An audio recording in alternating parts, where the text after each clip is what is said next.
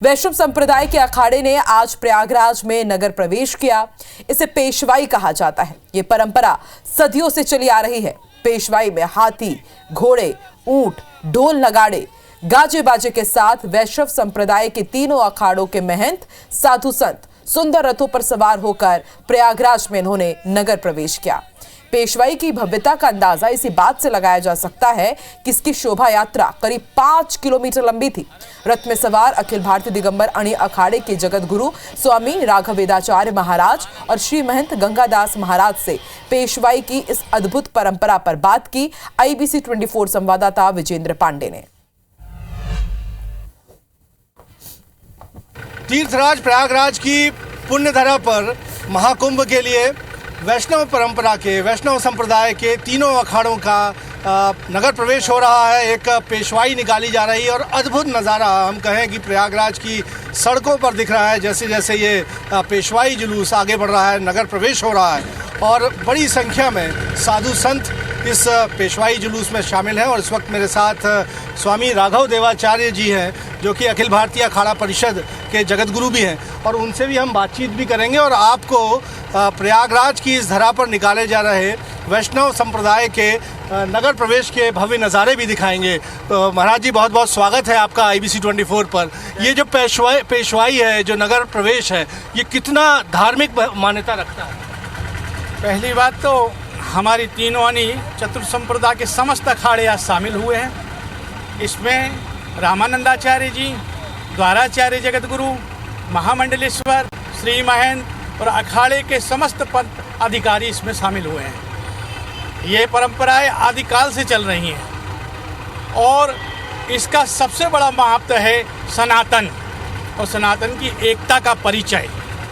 हमारी वैष्णव परंपरा सदा सनातन को लेकर और एकता को लेकर सारी संप्रदाय तीनों अनियों को लेकर कार्य करती है। इसमें भारत के लिए तो मैं एक ही बात कहूँगा कि इस परंपरा को वैष्णव परंपरा इसलिए भी कहा गया है क्योंकि ये सात्विक और प्रेम की परंपरा है।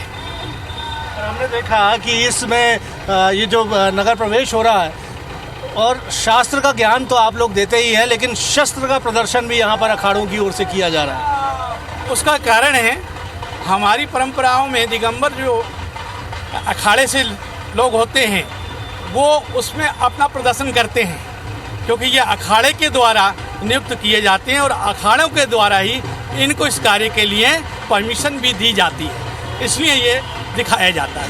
लेकिन कहा जाता है कि धर्म युद्ध की अगर स्थिति आती है, कभी सनातन धर्म की रक्षा के लिए शस्त्र भी उठाने की आवश्यकता होगी, तो वैष्णव संप्रदाय के यही नागा सन्यासी काम करें। ये तो कहा ही गया है, परशुराम जी को बनाया ही क्यों गया है कि जब कोई काम नहीं चलता शास्त्रों का तो तब फरसा ही उठता है।